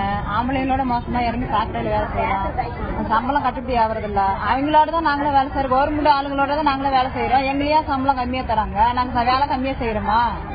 நாங்க அவங்களோட ரொம்ப கஷ்டப்படுறோம்ல. ஆம்பளைங்களோட மோசமா கீழே இறங்கி சாக்கடையில அல்றோம். கை ஒரு கிலோ கொடுக்கறது இல்ல, ஒண்ணுமே கொடுக்கறது இல்ல, மாஸ்க் கொடுக்கறது இல்ல, எதுவுமே கொடுக்கறது இல்ல. அதுல பீங்கா குத்துனா கூட நாங்களே தான் கை காசு போட்டு செலவு பண்ணோம். ஹாஸ்பிட்டல் போனா 100 ரூபாய் 200 ரூபாய் செலவாகுது. வெளியில கடன் வாங்கினாலும் 10 ரூபாய் வட்டிக்கு தராங்கிறாங்க. அது வாங்கி நம்ம எப்படி சம்பளத்தை வச்சு கட்ட முடியுங்களா, சாப்பிட முடியுங்களா? அரிசி விற்குது 1 கிலோ 50 ரூபாய்க்கு. அம்மா சும்மா அரிசி போடுறாங்க. அந்த அரிசி கூட சட்னி செய்யறதுனா கூட 50 ரூபா ஆகும் ஒரு நேரத்துக்கு. ஒரு நைட்டுக்கு செய்யறதுன்னா ஒரு 7-8 பேருக்கு செய்யறதுனா கூட 50 ரூபா 60 ரூபா ஆகும். அது நாங்க வச்சு எப்படி சமாளிக்க முடியும்? இப்ப ரெண்டாவது, ஒரு நாளைக்கு நீங்க வேலை செய்யறப்போ என்ன மாதிரியான வேலைகள் செய்யறீங்க? அதுல என்ன மாதிரியான பாதிப்புகள் உங்களுக்கு ஏற்படுது? டிச்சில் இறங்கி பெரிய சாகல எல்லாம் இறங்கி ஆம்பளாட்டம் நாங்களும் வேலை செய்யறோம். சம்பளம் கட்டுப்படி ஆக மாட்டேங்குது. பிள்ளைங்க எல்லாம் படிக்க வச்சுட்டு வாடகை வீட்டுல இருந்துகிட்டு கட்டுப்படி ஆகல. அது வச்சு நாங்க சம்பளம் ஒரு நாளைக்கு 500 ரூபாய் சம்பளம் கேட்கறோம் சார். உங்களுடைய பிரதான கோரிக்கை என்னமா உங்களுக்கு? நாங்க என்னென்ன வேலை செய்யறோம்னா லாரியில கொக்கி போடுறோம், டிச்சு அல்றோம், மண் அல்றோம், எல்லா வேலையும் நாங்க செய்யறோம். எங்களுக்கு ஒரு நாளைக்கு 160 ரூபாய் கூலி தராங்க. இந்த 160 ரூபாய் கூலி வாங்கி குழந்தைங்க படிப்பு செலவு, வீட்டு வாடகை, ஒரு மாசத்துக்கு வீட்டு வாடகை 1000 ரூபாய் 1500 ரூபாய் உழுவுது. கரண்ட் பில்லு, தண்ணி பில்லு, படிப்பு செலவு, இதுக்கே பத்தல. எங்களுக்கு போதுமான அளவு சம்பளம் கொடுத்து நாங்க செய்யற வேலைக்காவது கஷ்டப்படுற கூலினாவது ஒரு 500 ரூபாய் கொடுங்கன்னு கேக்குறோம். அதுவும் முடியாதுன்றீங்க. இல்லன்னா கவர்மெண்ட் வேலை, ஒரு துப்புரவு பணியாளர் வேலை கொடுங்க, அதுவும் இல்லன்றீங்க. எங்களுக்கோசரம் தோழர் எல்லாம் ரொம்ப கஷ்டப்படுறாங்க. நாயோட மோசமா காலையில ஒரு அம்மா காலையில மயக்கம் போட்டு கீழே விழுந்துட்டாங்க. மயக்கம் போட்ட அம்மா உட்கார வச்சு நாங்க போராட்டம் பண்ணிட்டு இருக்கிறோம். இத்தனை 3 நாள் போராட்டத்திலே எங்களுக்கு ஒரு நல்ல இது எதுவுமே இல்ல. அதனால அம்மா முன்னர் இருந்து எங்களுக்கு ஏதாவது செஞ்சு கொடுக்கணும், எங்களுக்கு நல்ல வேலை வரணும். அதாவது விக்ரம், ஆண்களுக்கு நிகராக பணியாற்றி வரும் தங்களுக்கு குறைந்தபட்ச ஊதியமே வழங்கப்பட்டு வருவதாகவும் நாள் ஒன்றிற்கு 500 ரூபாய் என மாதம் 15,000 ரூபாய் ஊதியம் வழங்க வேண்டும் என்பது மட்டுமே இவரது முக்கிய கோரிக்கையாக இருக்கிறது. விக்ரம், நன்றி சுரேஷ் பாபு. சமூக ஆர்வலர் கீதா ராமகிருஷ்ணன் உங்ககிட்ட வரேன். அந்த பெண் துப்புரவு பணியாளர் சொன்னதை கேட்டிருப்பீங்க. அவங்க ஆண்களுக்கு நிகராக நாங்களும் சாக்கடைகள்ல இறங்கி வேலை செய்யறோம் அப்படின்னு சொல்றாங்க. எங்களுக்கான சரியான பாதுகாப்பு கருவிகள்லாம் எங்களுக்கு கிடையாது, மாஸ்க் கிடையாது, கைகள்ல கிளவுஸ் கிடையாது. இதெல்லாம் சட்டப்பூர்வமாக தடை செய்யப்பட்ட ஒரு விஷயமாச்சு. இது சட்டப்பூர்வமா தப்பாச்சு. இதை கண்காணிப்பதற்கு எந்த ஒரு நடவடிக்கையும் எடுக்கப்படவில்லைன்னு நினைக்கிறீங்களா?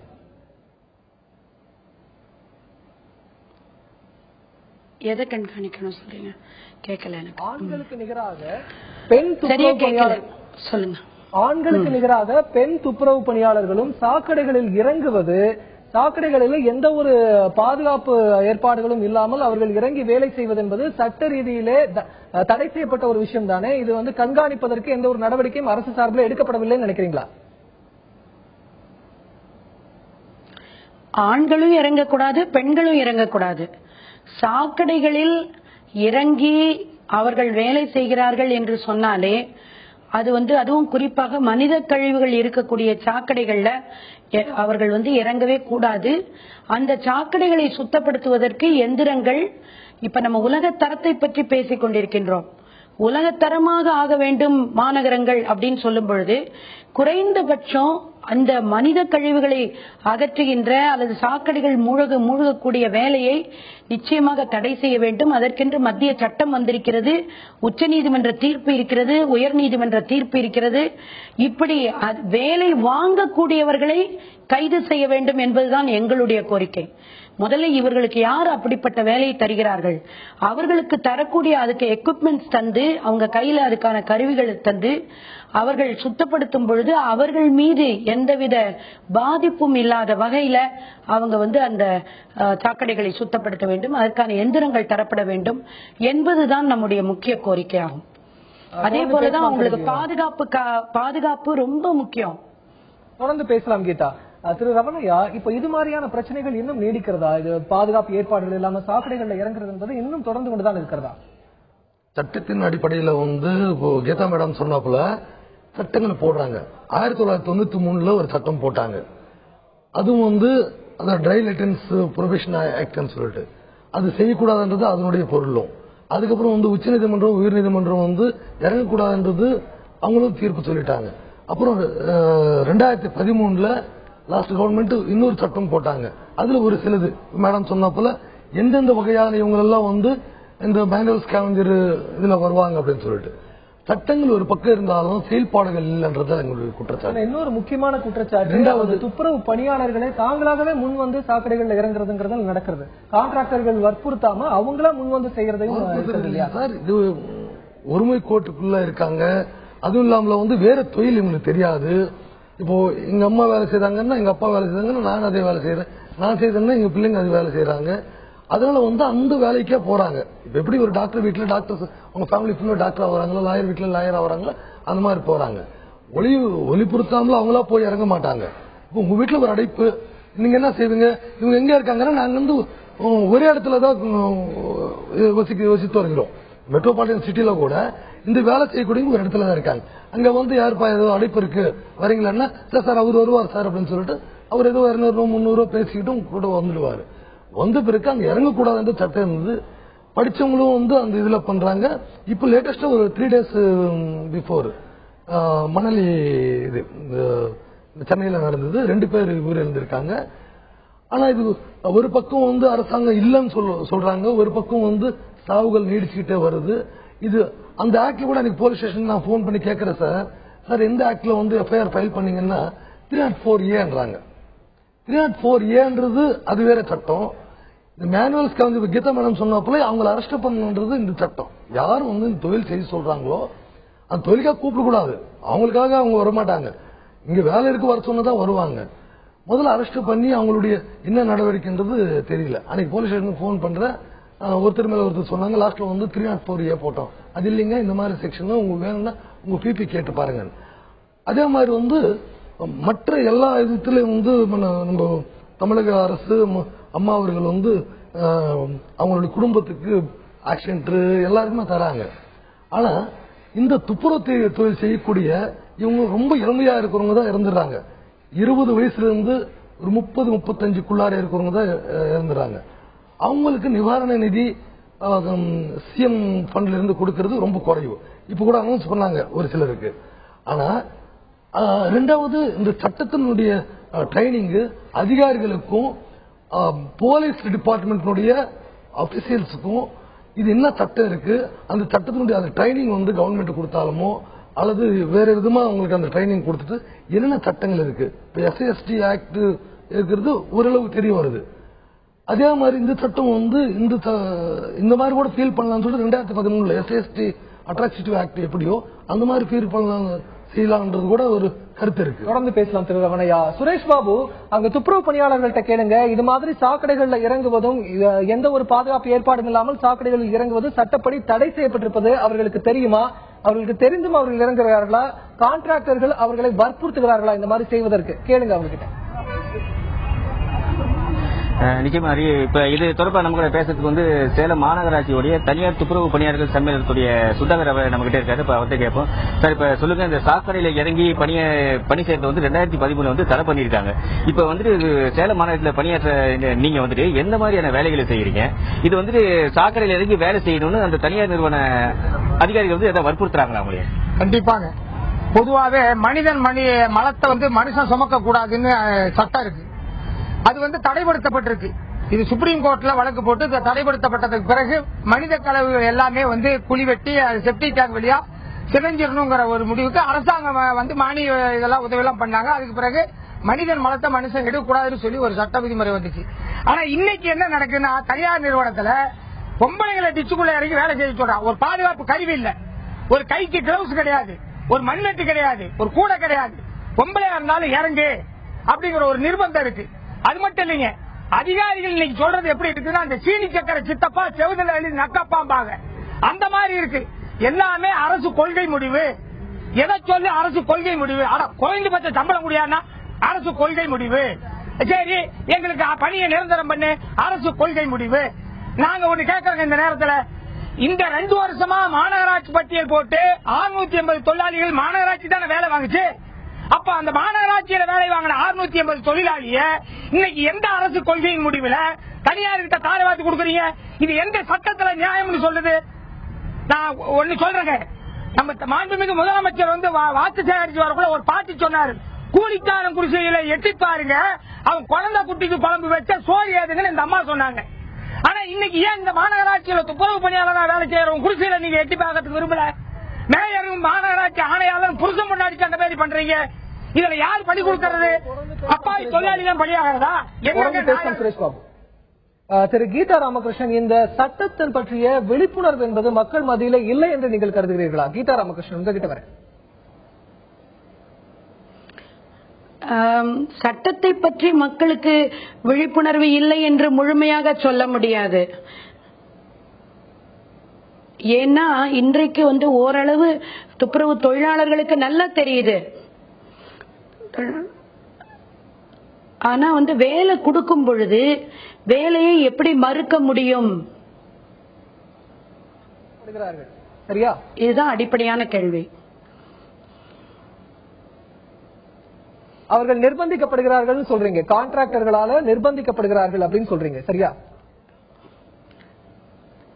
ஏன் அரசு அதிகாரிகளே போய் அதை கிளியர் பண்ணிட்டு வாங்கன்னு சொல்றாங்களே? தொடர்ந்து பேசலாம் திரு கீதா ராமகிருஷ்ணன். சுரேஷ் பாபு, அங்க இருக்கவங்க கிட்ட கேளுங்க, இந்த பிரச்சனை பற்றி அவர் மேலதிகாரிகளிடம் முறையிட்டார்களா? அது பற்றி கேளுங்க. அரசு அதிகாரிகளிடம் அவர்கள் முறையிட்டு இருக்கிறார்களா? சுரேஷ் பாபு. திரு ரமணையா, இந்த பிரச்சனை குறித்து அரசு அதிகாரிகளிடம் அரசிடம் முறையிட முடிகிறதா? அந்த அரசு என்ன சொல்கிறது? அரசிடம் வந்து முறையிடுகிறது எல்லாருக்குமே தெரியுது. இப்போ ஒரு துப்புரவு தொழிலாளர் பேசினாரு, அவருக்கும் அந்த சட்டம் தெரியுது. ஆனா நிர்பந்திக்கப்படுது. இப்போ நீங்க சூப்பர்வைசர், நீங்க சொல்லும் போது நான் செய்யலைன்னா நாளைக்கு வேலை கிடையாது. அந்த விதத்துல வந்து அவங்க செய்யறாங்க. ரெண்டாவது, நீங்க அந்த முதல்ல பேசும்போது அவங்களுடைய சம்பளத்தை பத்தி பாத்தீங்கன்னா, ஒரே வேலை செய்யக்கூடிய ஆளுக்கு பர்மனன்ட் எம்ப்ளாய்க்கு ஒரு சம்பளம், ஒரே வேலை தான் செய்யறோம். நம்ம 2 பேருமே ஒரு 8 மணி நேரம் வேலை செய்யறோம். அதுவே வந்து குறிப்பா வந்து இவங்க கம்ப்யூட்டர்ல உட்காந்து வேலை செய்யல, அவங்க வந்து ஹார்ட் ஒர்க் பண்ணல. 2 பேருமே ஹார்ட் ஒர்க் பண்றாங்க. ஒருத்தருக்கு 12,000 ரூபாய் சம்பளம், ஒருத்தருக்கு ராமகிருஷ்ணன், நீங்க சொல்லுங்க, இந்த பிரச்சனைக்கான தீர்வாக நீங்கள் முன்வைக்கக்கூடிய அம்சங்கள் என்ன? முதல்ல இந்த ஒப்பந்த முறை என்பது ரத்து செய்யப்பட வேண்டும். அவர்கள் ஒப்பந்த முறையில் இருக்கக்கூடிய தொழிலாளர்களும் நிரந்தரமாக்கப்பட வேண்டும். இதுதான் உண்மையான தீர்வு. இரண்டாவது, அவர்களுக்கு ஒரு மருத்துவ வசதி, மருத்துவ முகாம்கள், அந்த ஆக்குபேஷனல் ஹெல்த் என்று சொல்வார்கள், தொழில் ரீதியான நோய்களுக்கான ஆய்வு செய்து அதற்கான ரெக்கார்டு மெயின்டைன் பண்ணணும். அவங்களுக்கு பாதுகாப்பு சாதனங்கள் தரப்பட வேண்டும். அதே மாதிரி அவங்க அந்த சாக்கடையில இறங்குவது நிறுத்தப்பட வேண்டும். ரொம்ப ரொம்ப முக்கியம். இது நிறுத்தப்பட்டு அவர்களுக்கு உரிய பாதுகாப்பு தரப்பட வேண்டும். பெண்களுக்கு மீதான பாலியல் துன்புறுத்தல்கள் குறித்த புகார் குழுக்கள் எல்லா மாநகராட்சியிலும் அமைக்கப்பட வேண்டும். தேசிய பெண்கள் ஆணையம் தலையிட்ட பிறகு சென்னை மாநகராட்சியில புகார் குழு அமைக்கப்பட்டது. அதே மாதிரி எல்லா மாநகராட்சிகளிலும் பாலியல் துன்புறுத்தல் குறித்த புகார் குழுக்களும் நிச்சயமாக அமைக்கப்பட வேண்டும். இவையெல்லாம் நம்ம கேட்கக்கூடியது. ஆனா முக்கியமா இன்றைக்கு தொழிலாளர்களுக்கு ஒரு நியாயம் கிடைத்து, சம ஊதியம் கிடைத்து, நிரந்தரம் கிடைப்பதற்கு அவர்கள் இவ்வளவு தைரியமாக வெளியே வந்து போராடுகிறார்கள் என்பது மிகப்பெரிய விஷயம். அதற்கு நிச்சயமாக நான் ஒரு வாழ்த்து கூறுகிறேன் அமைப்பு சாரா தொழிலாளர் கூட்டமைப்பு சார்பில். அதே போல நாங்கள் இந்த போராட்டம் வெல்ல வேண்டும் என்று வாழ்த்துகிறோம். இன்றைக்கு இந்த எல்லா மாநகராட்சியிலும் இதே பிரச்சனை இருக்கு, இந்தியா முழுவதும். அதெல்லாம் முக்கியமா இந்த WTO என்று சொல்லக்கூடிய உலக வர்த்தக நிறுவனம் கேட்ஸ் என்ற ஒரு ஒப்பந்தத்தில் இந்திய அரசு போய் கையெழுத்து போட்ட பிறகுதான் இன்றைக்கு ஒப்பந்த முறை என்பது எல்லா மாநகராட்சியிலையும் உள்ள அவங்க நுழைச்சிட்டு வராங்க. இது நுழைச்சிட்டு வர்றது நிச்சயமா அது ஒரு முன்னேற்றமான காரியமே கிடையாது. முன்னேற்றமான காரியம் என்பது அவர்கள் இதே இடத்துல இந்த கழிவுகளை கொண்டு கரண்ட் தயார் பண்ணி இன்றைக்கு மாநகராட்சியில தெருவிளக்குகளை அவர்கள் எரிய வைத்தால் அந்த மாநகராட்சிக்கு நம்ம நிச்சயமாக நம்ம ஒரு பெரிய வாழ்த்து கூறலாம்.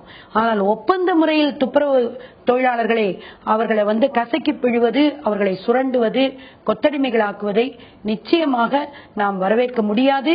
இது உலகத்தரம் என்பது கிடையாது. இது நிச்சயமாக ஒரு முதலாளித்துவ கண்ணோட்டத்தையும் முதலாளிகளுக்கு நிறைய அவர்களுடைய லாபத்தை ஊக்குவிக்கின்ற ஒரு நிலையைத்தான் நாம் பார்த்துக் கொண்டிருக்கின்றோம்.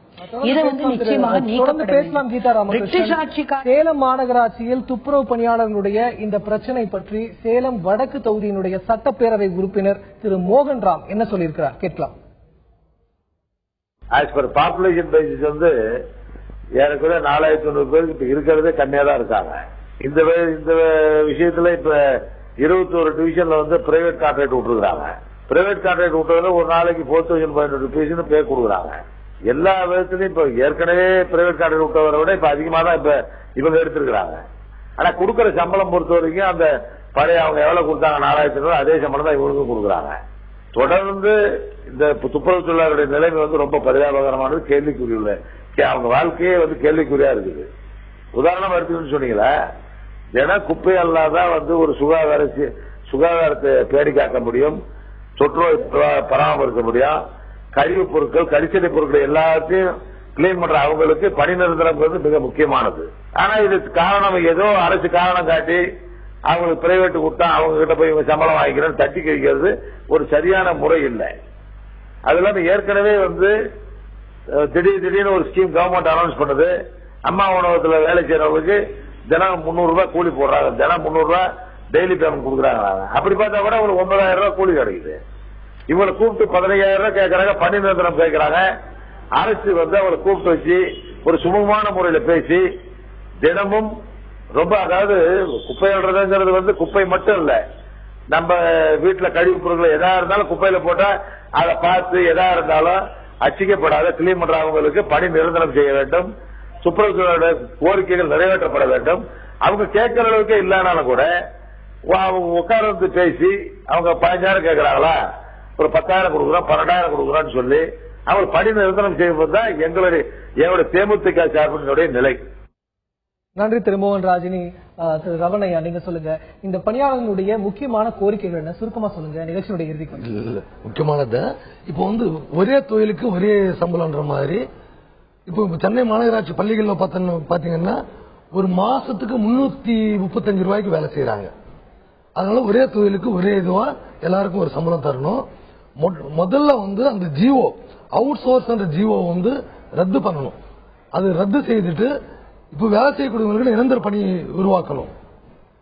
அடுத்தபடியாக பணியாளர் தேவை என்னும் போது த்ரூ எம்ப்ளாய்மெண்ட் மூலமா அழைச்சிட்டு வரணும். அப்புறம் இவங்களுக்கு தூய்மை பணிபுரிவோர் நலவாரியம் உண்டு. தூய்மை பணிபுரிவோர் நலவாரியம் உண்டு. அந்த நலவாரியத்தில் யார் அந்த தொழில் துப்புரவு தொழில் செய்யறாங்களோ அவங்களுக்கு எல்லாருக்கும் வந்து அந்த தூய்மை பணிபுரிவோர் நலவாரியத்தில் உறுப்பினராக்கி அரசாங்கத்தில் சேர்க்கணும். எப்போ அவங்களுக்கு அந்த தூய்மை பணி அதுல இருந்து எந்த அடிப்பட்டாலும் சரி அல்லது ஏதாவது ஒன்னு ஆனாலும் சரி தூய்மை பணி புரிவோர் நலவாரியத்திலிருந்து அரசாங்கமே வந்து பணம் கொடுக்கிற ஒரு வாய்ப்பு உண்டு. இதே மாதிரி வந்து அரசியல்வாதிகளுக்கு என்னுடைய வேண்டுகோள் என்னன்னா எல்லா பிரச்சனைகளுக்கும் வந்து பிரச்சனைகள் எடுத்துட்டு இப்ப ஒண்ணு இல்ல டீச்சர்ஸ் டேக்கும் குருன்ற ஒரு இதுக்கும் வந்து மத்திய அரசாங்கம் அனௌன்ஸ் பண்ணதுக்கு அரசியல்வாதிகள் என்ன செய்திருக்காங்க, எல்லாருமே குரல் கொடுக்கறாங்க. இங்க வந்து டீச்சர்ஸ் டே தான் கொண்டாடணும் அப்படின்ட்டு. நிச்சயமாக அடிப்படையில் இருக்கக்கூடிய துப்புரவு தொழிலாளர்களை கோரிக்கைகள் பதியப்பட்டிருக்கிறது. அதாவது ஒப்பந்த பணியாளர்களுக்கு துப்புரவு பணியாளர்களுக்கு பணி நிரந்தரம் வழங்கப்பட வேண்டும். கான்ட்ராக்ட் முறையை மாநகராட்சி நிர்வாகம் உடனே ரத்து செய்ய வேண்டும். மேலும் எம்ப்ளாய்மெண்ட் எக்ஸ்சேஞ்ச், அதாவது அரசு அலுவலகங்கள் மூலமாக, அதாவது எம்ப்ளாய்மெண்ட் எக்ஸ்சேஞ்ச் மூலமாக புதிய பணியாளர்களை தேர்வு செய்ய வேண்டும் போன்ற பல்வேறு கோரிக்கைகள் இந்த துப்புரவு பணியாளர்களுடைய கோரிக்கைகளாக இருக்கிறது. இந்த கோரிக்கைகளையே நாம் இங்கே பதிவு செய்திருக்கிறோம். உள்ளபடியில் மேலும் ஒரு முக்கியமான பிரச்சனையில் நாளை உங்களை சந்திக்கிறோம். அதுவரை களத்திற்கு வந்து தங்களுடைய கருத்துக்களை பகிர்ந்து கொண்ட திரு ரமணையா அவர்களுக்கும் திருமதி கீதா ராமகிருஷ்ணன் அவர்களுக்கும் மேலும் களத்தில் இருந்த செய்தியாளர் சுரேஷ் பாபு அவர்களுக்கும் பார்த்துக் கொண்டிருக்கக்கூடிய நேர்களாகிய உங்களுக்கும் உள்ளபடியின் சார்பிலே மனமார்ந்த நன்றிகளை தெரிவித்துக் கொள்கிறோம். நன்றி, வணக்கம்.